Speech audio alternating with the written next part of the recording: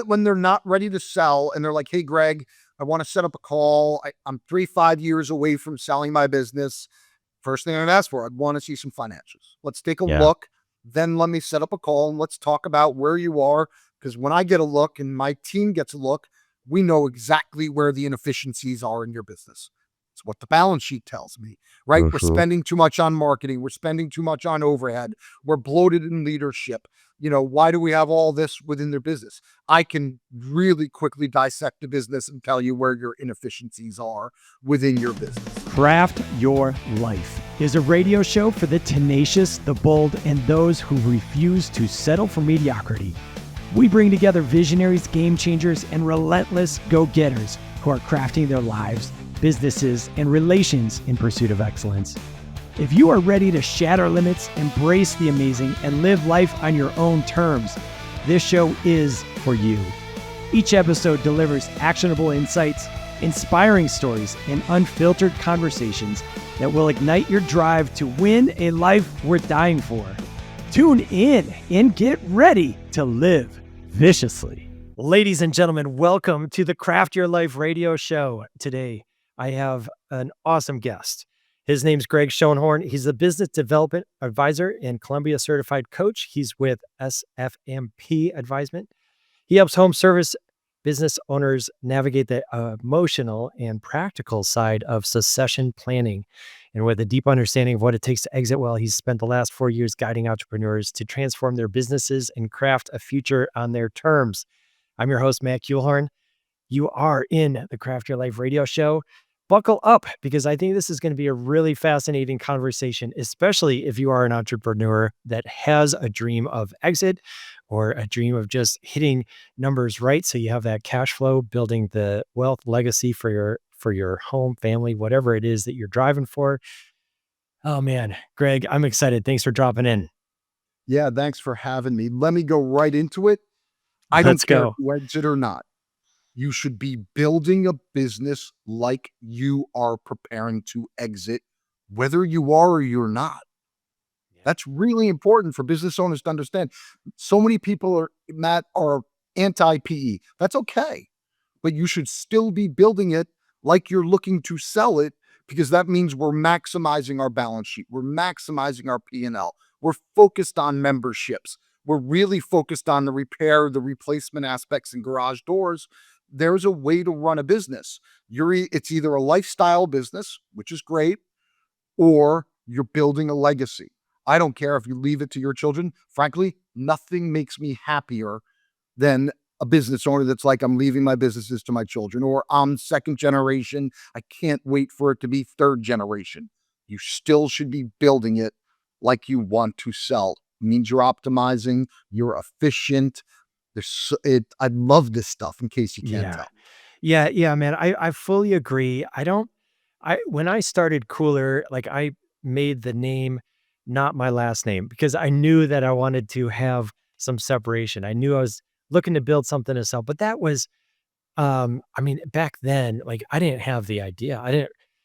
I knew I wanted to, like, the the dream of selling seems so attractive, right? And I think people get into it, but the reality of it, it's a little bit more nuanced, a little bit more difficult. What's like the one or two things that you've seen across the board that is the owner's mistakes? Like, what are people missing when it comes to looking at what, and like I said, let's just put it aside, whether we're talking about exit or just running an efficient enterprise value machine, like same game.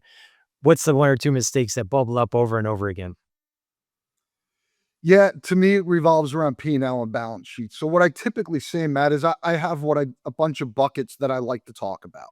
I have that journey from 0 to 1,000,000, right? That's, hey, I'm a guy in a truck. I'm starting a business. I'm grassroots. I may be door knocking. I may be putting yard signs down. I may do the little things that I can, go to home shows, right? What did I do to grind myself to add a second truck to get towards that $1,000,000? That's one journey where it's just, how hard can I work? How many hours a week can I put in? Frankly, there's a lot more they should be doing. They should still be thinking about core values. They should still be thinking about a vision of, who am I? What do I want my brand to represent? as I always say, when you build a house, you dig a hole, you build a foundation. That 0 to 1 million, that's the time to build a foundation. Doesn't matter if you're a guy in a truck. Build an org chart for a $5 million business. That way, you know what you need to start growing and developing. And frankly, when I go hire my first technician, I want him to know we've got core values. I want him to understand we've got a vision of where we're headed. I want him to see basically a blank org chart, and he knows he's got an opportunity for growth. To me, the journey from 1 to 5, financials, financials, financials. How well do you know your numbers?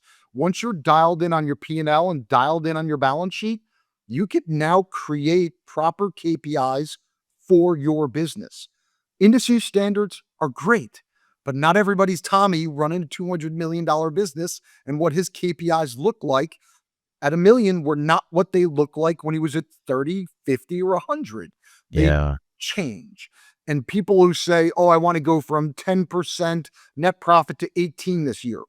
How about going from 10 to 12, 10 to 13? Make a 1, 2% change across your business. But I believe if you're really dialed in on your numbers and you understand your P&L and balance sheet, you understand your KPIs, now we could drive CSRs, closing rate, average tickets, all the KPIs that matter across the board. Now the journey from 5 to 10 changes. Now we're talking ops manager, general manager, whether it's a trainer or a fractional CFO, we are layering in lots and lots of overhead. And what happens when we do that? Our net drops Mhm. dramatically. So you might be able to be 15 or 18% in garage doors as a $2-3 million business. But once you get to that 4 or 5, man, it's going to drop to 8, 9. And then it's, that whole chicken or the egg. I need these guys to grow and scale, but then your net's going to suffer for a year or 2 or 3 while all those systems and the processes and the things that they do and all these, listen, how many times have you hired a GM who tells you they're the greatest guy in the world, they can do this and that, and they just quickly turn out to not be that guy. So I Yeah, for love real. organic. I love bringing from in, but really that journey from 5 to 10 becomes leadership. Because at the end of the day, do you want to continue to work 16 to 18 hours a day? No. If you do eventually want to sell the business, Matt, they're not buying you. They're buying Cooler. They're Mhm. buying your leadership team. They're buying your C-suite. And that's where that journey begins. And I Yeah. always love to ask garage door businesses, and I know you and I have talked about this a bit. How many garage door businesses exist that do over 10 million in revenue? What percent do you think? I know he talked. I can't remember that number, but I know it's incredibly low. Yeah, it's like 6%. Yeah, yeah, I was gonna shoot at So 5, but it's a tough business, and I think it's because guys think about replacement too much and not enough about running it like an HVAC, plumbing, or electrical. Sell maintenance agreements, go every year, talk about smart tech, talk about, if the motor or the clicker, there's so many other add-ons that we should be talking about, and preventative maintenance, and that recurring revenue provides opportunity. yeah, yeah, yeah, that's big. So you mentioned P&L, balance sheet. I hear financial literacy. Yep. Um, I mean, that's a well we could talk for hours on alone. I had a mentor, this was like decades ago. He ran the 4-day MBA. It was Keith Cunningham down in Austin, Texas. And that was an eye opener. And he distilled those financials into a simplistic way where the P&L was theory and like profit is theory. It's not necessarily in your bank account, but it hits the P&L and you're like, okay, Yep. that's theory. Balance sheet is the movie. Like you could tell a lot from a balance sheet and they all relate. But then there's different layer by layer, man. I'm, 10, 11 years into the game, and I'm at that crux where it's, between the 1 and 5, like, I know it's the financial literacy, and so I've got an amazing controller, and she's going down the road and, acting as a fractional CFO in some ways and putting these different, maps and relationships together, so now I'm looking at everything completely different, Yep. and it is driving those KPIs where it is next level. But from your perspective, man, how do people learn the financial literacy to go from one level to another? Because the other thing that blows me away is it is a game of percentage points. When I started out, like, I was making big waves, like 0 to 1,000,000. I was like, "Oh, dude, I could do that all day long. Give me another idea, I'll go do that." But then to really grind to the next level, like, I'm just like, wow, it is a game of percentages. Like, if I tweak something in the price book or I make a little tweak in how we're delivering something, like, I've gotta watch how that plays out because it can make a shift and it's just percent, percent, percent. Where do people go to learn this stuff? So the world's changed, right? I mean, before you can go to YouTube, take classes and tutorials and understanding the P&L, understanding the balance sheet, right? The way you described it, I describe it slightly different. To me, the P&L is a video over a long period of time because that's what it is. The balance sheet is a snapshot at any given time, typically at month end. Yes. I will tell you, if you've got skeletons in your business or there's a problem, it is hiding in your balance sheet, Yeah. guaranteed. Yeah, But that's what's where mine are. amazing, what most business owners don't do, and the challenge with ChatGPT, it can provide you a lot of great tutorials and understanding the P&L and balance sheet. Problem is, if you have it set up wrong and you drop it into ChatGPT, it's going to give you bad information, right? It's Mhm. no different than your software system. Bad information in spits bad information out. So understanding the basics about labor, when you have labor in the field and all your materials and everything to do with we're on the job and working is above the line. Your office staff, everything else is below the line. And I got people to, oh, Greg, I'm at 18%. And then you're like, well, your labor's not broken out above the line, below the line. By the time you're done, they're at 9%. They're like, well, that sucks. And it's like, yeah, but Yeah. that's cap accounting and it's what you need to understand. But the YouTube tutorials for sure, mentorships, there's amazing coaching groups out there, right? I'm not going to go pitch Tommy's Home Service Freedom, but Home Service Freedom has an enormous amount of garage door guys in it that can help. They have guidance there to help you understand your P&L, to help you understand your balance sheet. There are a lot of coaching organizations that frankly, that should be the center. Like, you want to go hire a coach? To me, I'll interview a ton of them. And the first one that says, hey, Greg, it's all going to start with your P&L and balance sheet.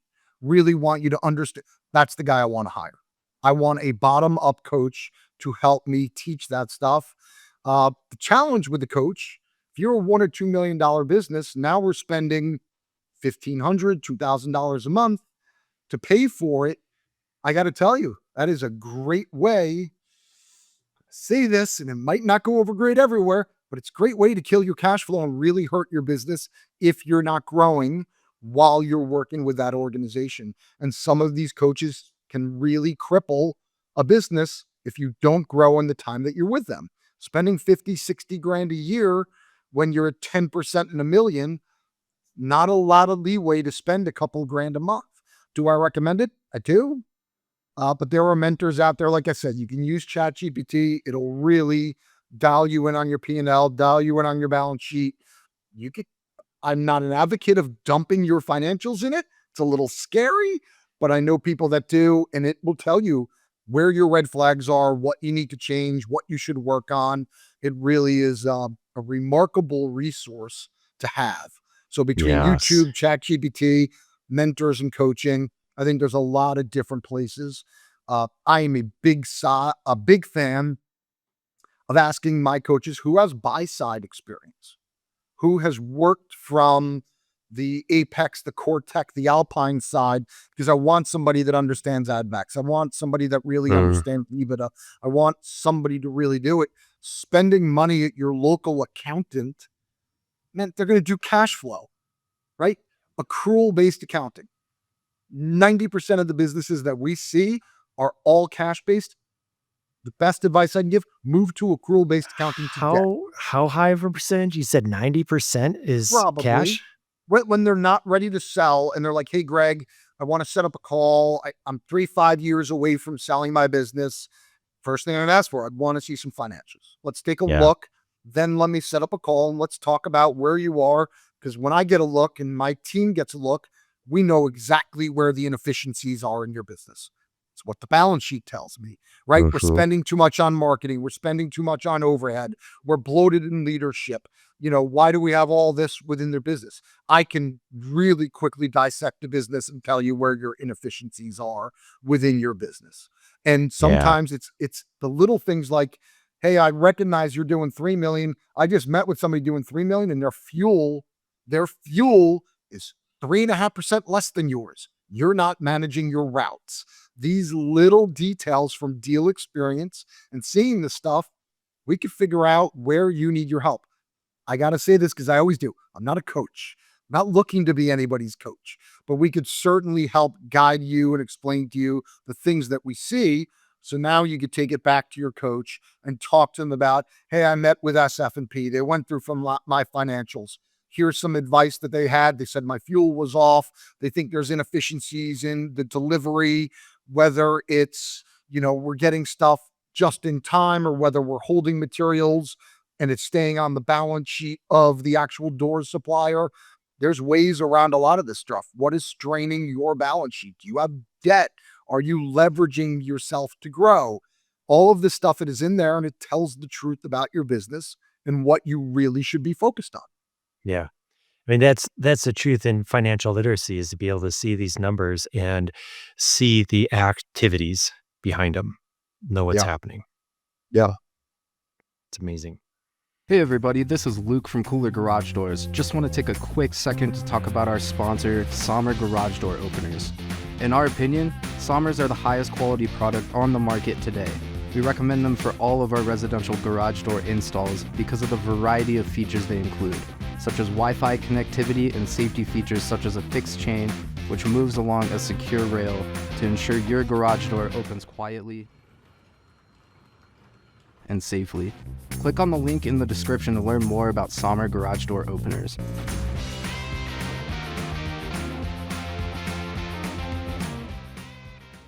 And to that point of fuel, I mean, that's the percentage game. Like, especially as scale increases, now you're talking 1%, 2%, like that moves mountains really because of the volume of the shift. And if you can carve out a 2% here, a point here, a point there, like that adds up in significant ways. Well, if you think about a multiple, right? I always hear 5, 6x is what garage go for. No, they don't. I could tell you that based on the garage door businesses that we're working with. An okay sized, profitable garage door business should go for 6, 7, 8.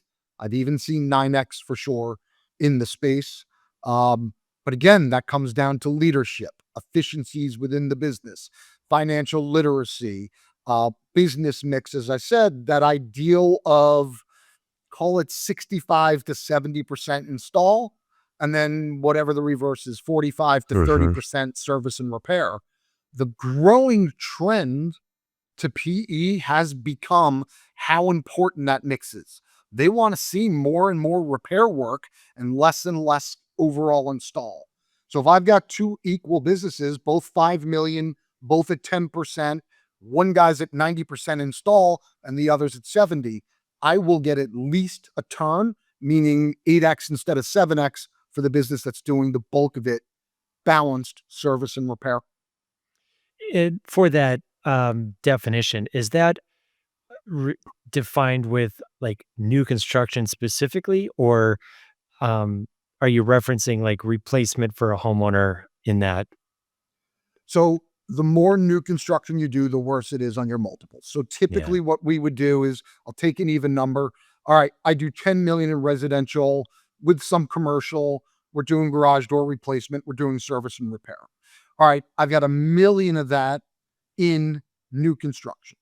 So what we'll do is we'll say, okay, on your 9 million at 10%, we'll give you a guidance multiple of 7 to 8x. And then on the other million, we will give you guidance of we're going to be in the 3, 4x or 2 to 4x territory. So there will be a bit of a blend in your multiple. The challenge is it's also you want to be less than 10% for sure of your total revenue in construction.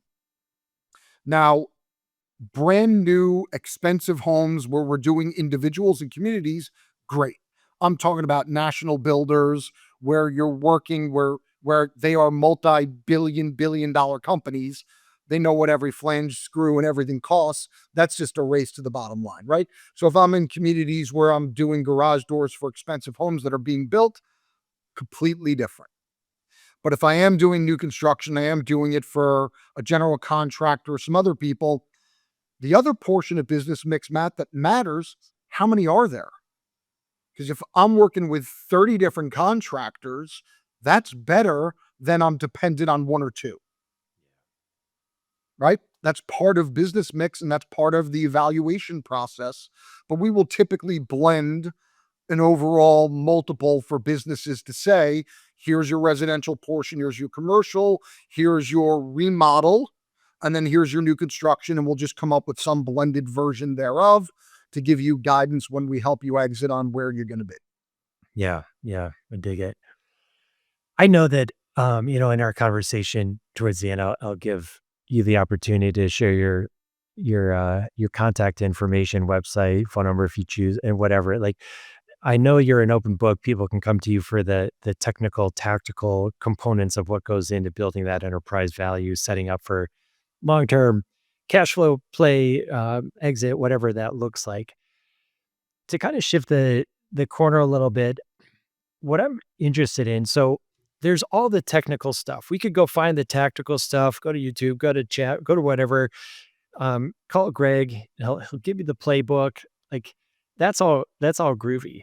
Now, you brought up Tommy a couple times and he's inspired me in so many ways, but also early on, like I got, you know, in with him in 2021 is he's like starting to come really on the radar and shift waves everywhere.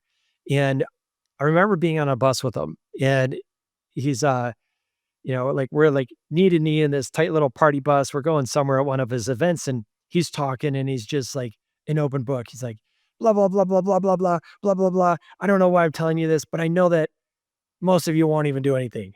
It's like the 1% that actually executes. So here's some of the questions. From your perspective as a guy that knows how to execute also, like what's the difference in psychology, mindset, whatever it is for players that actually do the shit versus just be like, oh, that sounds cool, but I'm not going to execute. The best business owners are disciplined. There's zero doubt about it, right? Everybody's different. I know my strengths. I am a morning person. You said to me, hey, Gregg, let's do a 5 p.m. Zoom or a 5 a.m. I will take 5 a.m. every day of the week. I'm an early morning, early riser. I might not always look like it, but I can't start my day without an hour workout every single solitary morning. So it's the discipline. The challenge that business owners get into is they're a mile wide instead of going deep. So I'm a big fan of checklists. Some guys will say, make a checklist of 5, 6, 7 items. Here's my suggestion to business owners. When you go to sleep, take a piece of paper, write down the 4, 5, 6, 7 most important things you want to accomplish tomorrow. Then cross everything off but one. Make it a non-negotiable. Create the habit of, all right, I could do that one. Then once that's a habit, continue to list 6, 7. Now make 2 items the most important. Creating the discipline to be able to change your life on a daily basis. That focus and drive towards budgeting, forecasting, P&Ls, all of that matters. But the first thing every business owner should do every morning when they get in is they should look at the call board, right? What did we do yesterday? How many calls? What was our conversion rate? What were our metrics? How did we do yesterday versus the day before? So creating disciplines within your life and creating non-negotiables, they make the best business owners. The guys that hit the gym early in the morning or need to go for a walk, some people like to get it done at night. That's great.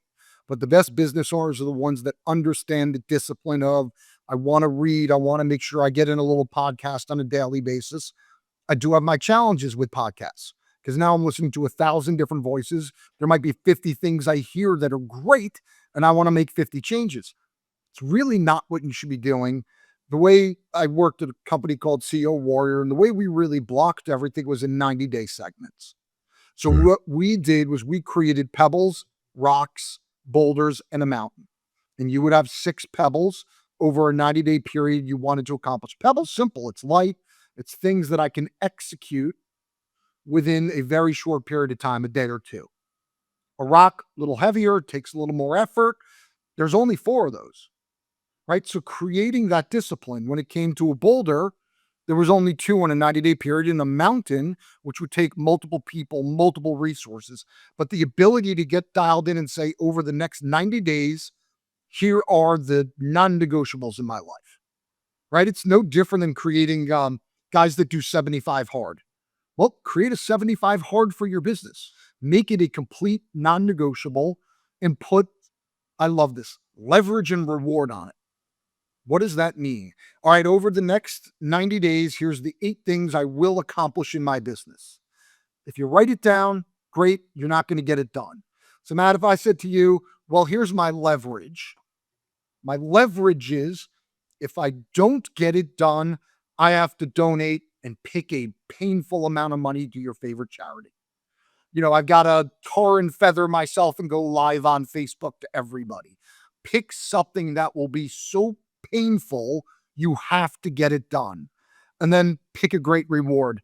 And I don't care if that just means taking your wife to sit with her at the salon while she gets her hair and nails done and you're there to talk. Pick a reward that makes it worth it. It doesn't have to be financial, buying yourself something special. It could literally be taking your family. I'm taking Saturday off to take my family to a park, to a ball game. So, I'm not going to bring my cell phone to my kid's soccer game. But the leverage is what matters because that is what creates discipline. So I would always work with our clients and say, here's your 90-day plan. Here's what you're focused on. Forget about everything else that pops up in your life. When in doubt, turn towards these things that need to be done. And on a daily basis, you should have your non-negotiables, whether it's the ability to do 1, 2, 3 things, but your day should never end without getting it done. And that's the discipline that you see a lot of the guys that make sure they hit the gym or they make sure they read. To me, those make the best business owners are the one that learn the habits to really create discipline and focus. Yes. Why is the depth important? Because it Uh, could be um, I, so attractive. You said, a lot of business owners will go a mile wide, but forget about the depth. And it could be especially with the noise, man. Like you've got podcasts, social media, all this stuff of like, oh yeah, here's some, like there's a green field, squirrel, let's go. And it could be just overwhelming in so many ways. But you're talking about the importance of depth. Obviously, there's got to be a want, like a really clear, like I'm going to go there, and then I can start orienting the actions, habits around getting there. Um, but the depth, why is that important? so if I'm crafting, right? If I'm crafting my best existence and future, what drives me nuts, I'll get on the phone with somebody that maybe is $500,000. I'm like, so what are you focused on? Man, I've spent the last 6 months building systems and processes. I'm like, are you kidding me? How about building the perfect sales process, right? How do I knock on a door? How do I take steps back? How do I introduce myself? How do I spend time with the homeowner? What is my inspection? Like, think about what the most important aspect of what you do at every home, probably, and you want to be detailed. What does your inspection process look like? It should be so detailed, it's insane. To me, that's going a mile deep than worrying about a system and process, worrying about inventory management as a guy that's a 500,000 or $1 million guy. I It's love that. insane to me. Great. So I want to Yeah. make sure when I'm onboarding, when I've got guys, I have a notebook and I have, whether it's a 40-page or a 50-page, and it should be that long, just the inspection process of what I do when I go look at somebody's home. That detail of driving a mile down you will get so much more benefit out of that than I have my basic framework for this, my basic framework for that. Focus on what matters the most in your business and drive a mile down into it. If you're going to hire a marketing agency, whether it's for SEO, for PPC, I'm not a big fan of hiring one to do it all. I am a big fan of, as you grow and scale, there are some amazing people that do completely different things. There are incredible guys that are SEO only, that are PPC only. The branding, as you know, from somebody like Dan, really, really important in his guidebook for the step-by-step of what you do around that, how you brand yourself. But remember, it's not just the branding on the truck. Think about it. When Dan talks about, and I don't know if you've had him on your podcast, but it's a mile down when it gets to the yard signs, the coasters, brand recognition, the home shows. Are we supporting local softball? Are we on the BNI? Are we on the board of our town? That's what I mean by being a mile deep in everything that you do instead of being spread thin across the universe. Yeah. Yeah, I hear that, man. That's good. And you're right. Like Dan is a deep, deep dude. I remember that branding process. It wasn't just like, give me No, your thoughts on colors. Like there's research, but beyond that, there is a deep understanding of the founder, where that really began from, and understanding the values and expressing that in a symbol. Powerful. yeah. It's And that powerful. should go into your onboarding process. That should go into it doesn't drive me nuts, but you know, do you have company core values? Yes, we do. Right. And you and I talked about this. You Yeah, we did. have, what do you Yeah, have on your sleeve? I've got That's the right. bull. This wraps Right. up But tenacity, I which is kind of believe on your encompassing. upper sleeve should be your company core values. I think it's brand elevation, and it goes further to whether it says world class, customer first, whatever it is that, your belief system is and your core values, show it to the world. Don't put it on the back of your shirt, put it on a sleeve. I Yeah. do believe we should have the flag on one and your core values on other, but you have meaning behind, because every month you give a reward to your team, and that's the significance of it. That's a different way of branding that I think goes well because it's deep. And if a customer asks, hey, what's with that on your sleeve?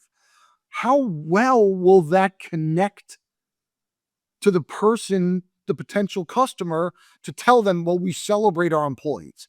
Every month we give out this reward, and it's this that's on ours. It's a great story, but that's the depth of branding that matters. That's the depth of the core values at your business that really matters, as opposed to, I just slapped the logo on the front of my shirt, and that's not enough. Yeah. Yeah, that's rich, man, because in today's environment, I mean, there's again so much noise ever since COVID. Like, there's been isolation. I think one of the biggest problems with the world today is loneliness. Like, and we're delivering a service in people's homes, and it's the depth that can make that connection. It's the depth that brings the authenticity, the real value in my mind. Like we're doing garage doors, but it's not about the door. It's not about any of that. It's about life, and it's connecting with humans. And I think people are just hungry for the depth of But connection the these days. mistake, listen, I've taught sales for 30 years of my life. You're either genuine and you're not. You can't fake it. You can't walk in somebody's Right. house and start commenting on photos of the kids and all this stuff. If you're really not curious, it comes off as so disingenuous, Yeah. Yeah. right? So And I true. think that being passionate about being in service, those are the guys I want to hire. The people that really care about what we're doing with garage doors, and the work that we do to help secure and beautify people's homes is meaningful. Right? And I want to talk to my owners, right? Most homes, do you use the front door or the garage? I almost Garage never go door. out my front door. Yeah. Almost never. I Yeah. go out my garage door. It is my front door. And I want it to be beautiful and I want it to be secure. But boy, does it get a ton of use. So asking questions about their habits around their home, for garage doors specifically, but even in HVAC, plumbing, electric, is there a room that's too warm during the summer, or a room that gets too cold? Really being inquisitive about their home and their journey and who they are and why it's meaningful, besides, hey, I can't open my garage door and I need to drive my kids because I heard something snap and it was the spring. you should still have a general curiosity. You should still ask questions, but if you don't genuinely care, don't ask. Yeah. Makes your Yeah. sales process look worse. Yeah. Yeah. I agree with that. In your world, what are you excited for? What's coming down the pipeline that maybe listeners may or may not know about or see about? Or, obviously we've got markets in a little bit of turmoil, but that doesn't necessitate that business is going downhill by any means. Like But that's a from limiting belief totally, because the best exactly, businesses exactly, will continue to thrive. exactly, absolutely. No Obviously, matter what happens. AI has become like if you're not getting involved in the chirps of the world, or at least we might still be, you asked Sebastian of Rilla, we're 2 years probably away from the AI answering really being there, but there's still some now that are pretty solid and pretty good. But if you're not introducing what Tersh and Josh, Service Business Mastery, do around AI in the trades, if you're not using automations to make your life easier and better, responding to Google reviews, just as much stuff as you could take off your plate as humanly possible, you are going to fall miles and miles behind. And it's not just Chat GPT. There's so many more things that matter, right? Whether you're using a Slack channel for communication for your team, right? Raising level fives that are real sense of urgency within the business, how you communicate with your employees, how you communicate with your customers. How often, I always love to ask business owners, do you ever ask your customers how they like to be communicated with? Is it email? Is it via text? Is it a phone call? What is the best way for them to communicate back and forth and get a hold of them? Yeah, I love that. But AI it's everything, and it's going to matter more and more every single day of how that's integrated into your business. Um, and it shouldn't be a burden. It is something that is meant to make everybody's lives easier to a degree. Yes. So that's a big change for sure. That's a big shift, and we're just at the beginning of that wave, and yeah, it's gonna catch a lot of people. I love that. I'm gonna start putting little bow ties on our conversation here, Greg, and I would just be remiss if I don't dive a little bit into PE with you. I know it's a deep well, and we could get slippery slopes all over the place. But I guess my one question, because I look at this environment, I've been watching it, I understand it's a couple of different players. I mean, is there maybe garage doors specific, maybe across home services in general, is there a PE bubble?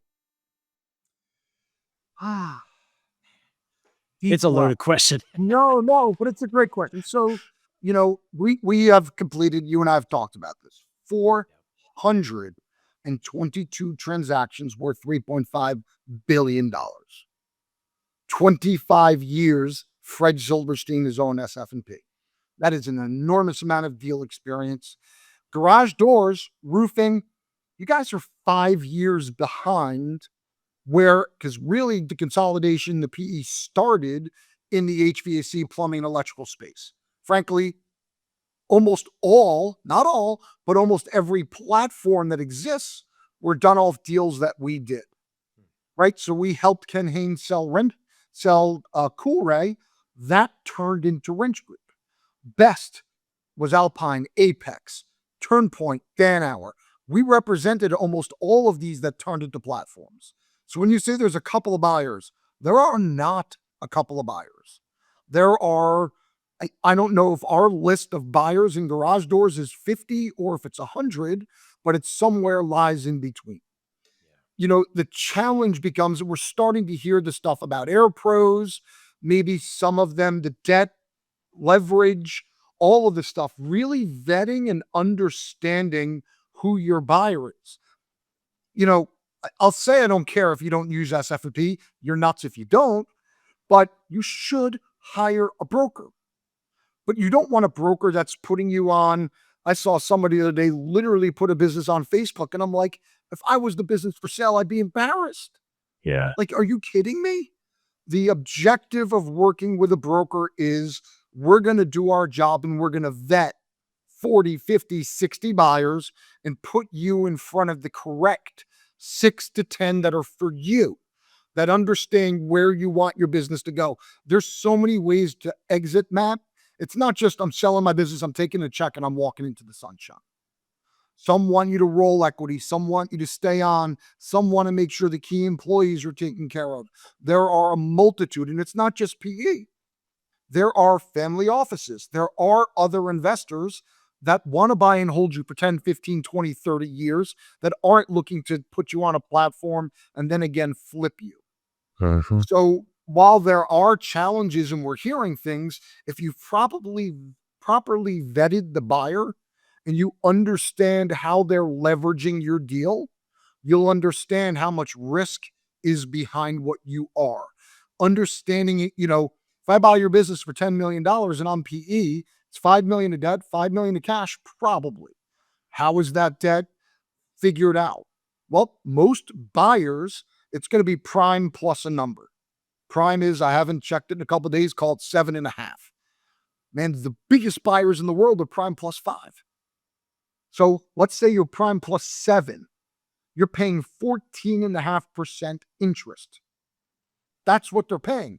How do they pay for that? They take all 15, 20 garage door businesses that are on the platform. They use all of your cash flow to pay the interest because private equity doesn't make their money till they sell the platform. It can impact. Are there backed floating rate notes? That at the end of the day is what happened with AirPros. 2021, prime was 3.5. They had backed floating rate notes. When interest rates hit 7.5, covenants are tripped. They couldn't afford to pay the debt. Doesn't mean the businesses weren't successful. We can go down the rabbit hole about platforms that don't integrate and have one unified org chart. It's very hard to go buy 8 brands or 10 brands and then go try and sell them. If there's not one org chart, if there's not one CRM, if there's not one pricing system, if there's not one sales process, it should all be the same. I don't care if you run 8 to 10 different brands, but the back office should have one HR staff. They should have one CFO. They should have one call center. It should, behind the scenes, be one singular business if you want the highest multiple when you exit. It is a challenge to sell a platform that is 8 to 10 different businesses that are doing things. 5 or 6 may do them the same and 3 or 4 don't. You're not going to maximize the complete value of that platform if you're not doing that. That at least is my belief system. I don't necessarily speak for everybody at SF&P. I have to say that to protect those that will be, but that is my belief system for sure.